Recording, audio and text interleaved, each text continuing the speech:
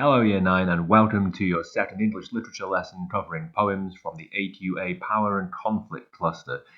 Today's poem is Bayonet Charge by Ted Hughes, so please make sure you've got your pen, paper, copy of the poem, everything else that you need, and we will begin with Lesson 1.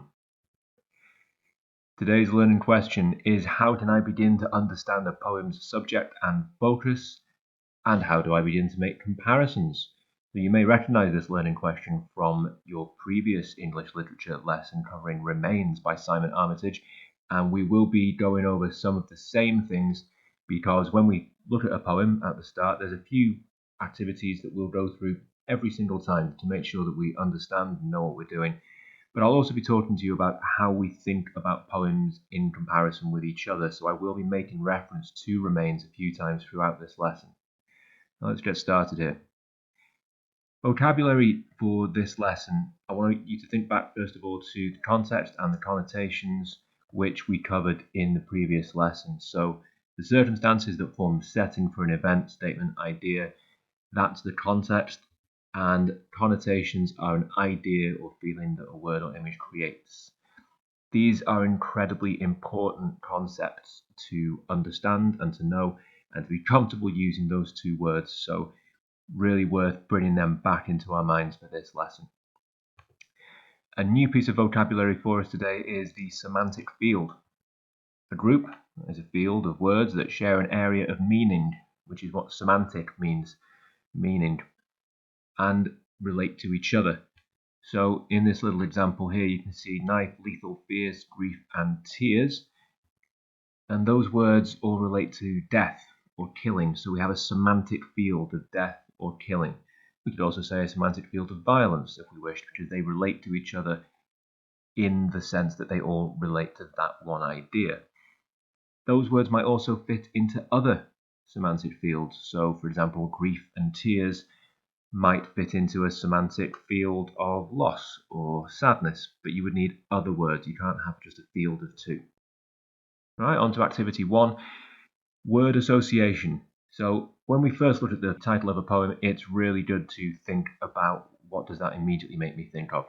So I have the title Bayonet Charge here. On the right you can see a bayonet attached to a rifle. So if you weren't sure what a bayonet was, now you know, there's one.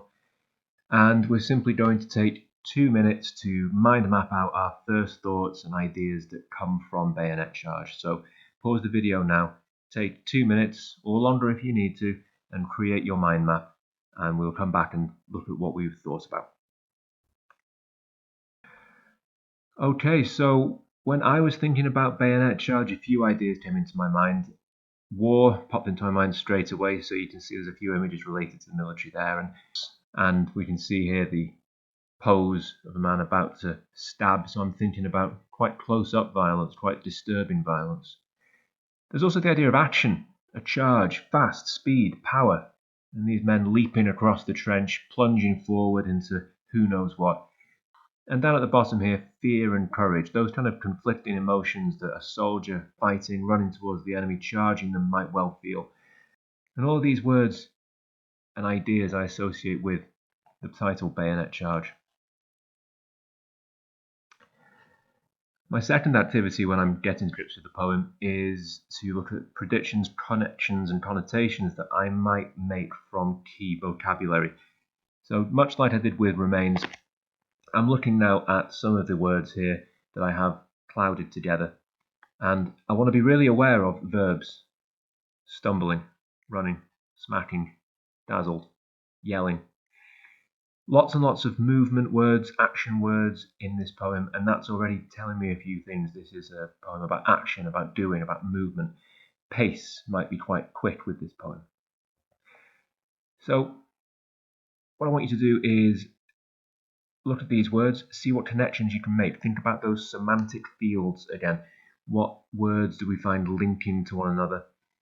What predictions do you make about the poem coming from this? So pause the video. Take 3 minutes or longer if you need it, and when you return we will have a look at some of the connections that you might have spotted.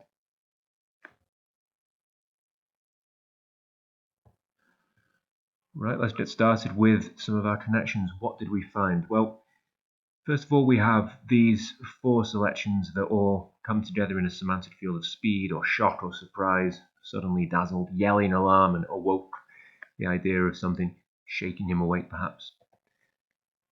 In the yellow circles, words and phrases associated with violence, damage, weaponry, an overall semantic field of war, of damage, of pain. And here, just 2, so not strictly a semantic field, but they certainly stand out because they seem to contrast against one another, conflicting emotions of honour and terror. So when I put all these together, and I'm using my connecting brain, my analytical brain, my first thoughts are, this is about war, a soldier's experience, maybe pain, there's fear, there's violence. This poem is going to be about those things, and I have the real sense there's going to be some action in this poem from these words and from the title as well. So it'll be interesting to see how close to correct I am. Now let's get to know Ted Hughes. He's the man who wrote the poem, and like Simon Armitage, he's a poet from Yorkshire. So lots of Yorkshire poets being represented here. Simon Armitage, however, is still alive, whereas Ted Hughes is not. We can see he died in 1998. He was Poet Laureate, however, like Simon Armitage. So again, poets of great stature, great talent. He served in the Royal Air Force for 2 years, so he's got some military background. Wrote poetry and children's stories, also poetry inspired by nature, landscape, and the wildness of animals, the animal nature of them. And he thinks about power, thinks about violence, thinks about the rawness of nature and life in his poetry. So he talks about nature red in tooth and claw, the idea of killing and eating and surviving, and all the things that animals do that make them not cute, but living, vicious things. And that really fascinated him. The poem itself is not a true story like Remains was, but it is based on real life. It's an imagined event. Ted Hughes' father served in Gallipoli in World War I, which was a site of incredible bloodshed and slaughter. And it may well be that he wished to try to put himself in the shoes of a soldier and imagine what his father might have gone through. So he puts himself inside the head of a soldier within this poem. He thinks about how violence and war show that human civilization, our noble ideas, the great things that we've built and done, they're just a thin disguise for the fact that actually deep down we're just animals. We're scared, we're frightened, we kill, we do anything to survive. Another way you can read this poem is as a sort of dream sequence. It feels at times unrealistic. This poem has a hyper-real quality. There are things that happen in it that don't quite make sense. And if it is a dream, it could be maybe a soldier afraid of the battle to come, dreaming about what he's going to have to do, the stress and terror of war. Or perhaps a veteran remembering the trauma of the war and reliving those things in his dreams, which you may recall is a symptom of PTSD. So perhaps, again, links to Remains there as well. The poem in summary, I've listed it on the left-hand side here, so you can return to this part of the video, you can pause it and you can use it as your own reference, but this just breaks down what the story of the poem is.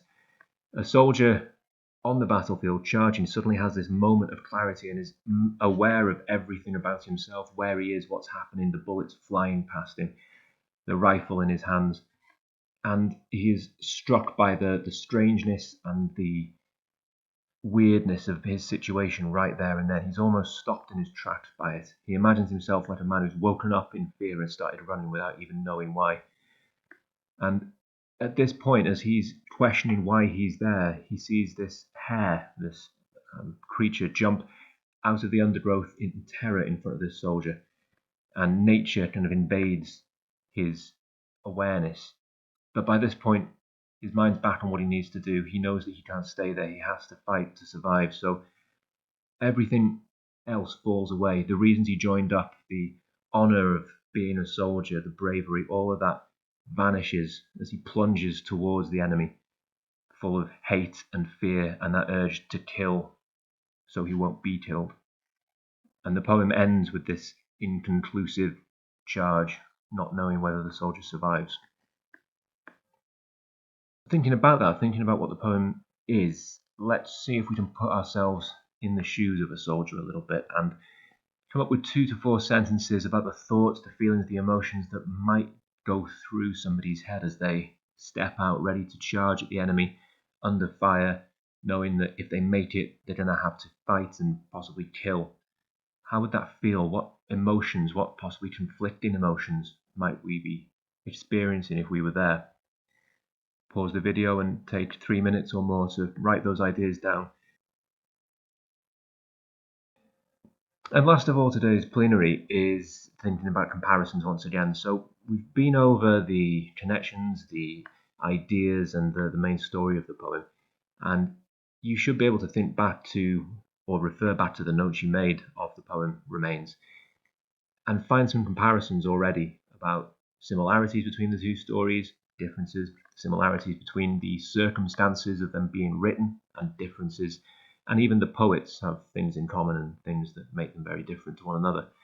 So make a table, and this won't be the only time that you do this table, so you might want to do this on a separate page and keep some space for the next time we go to. But based on the subject and the context and the story told in this poem, what differences and similarities do you notice between Remains and Bayonet Charge? Take a few minutes to get that done. When that's complete, you've finished the first lesson of this sequence of lessons. Thank you very much, and I'll see you next time.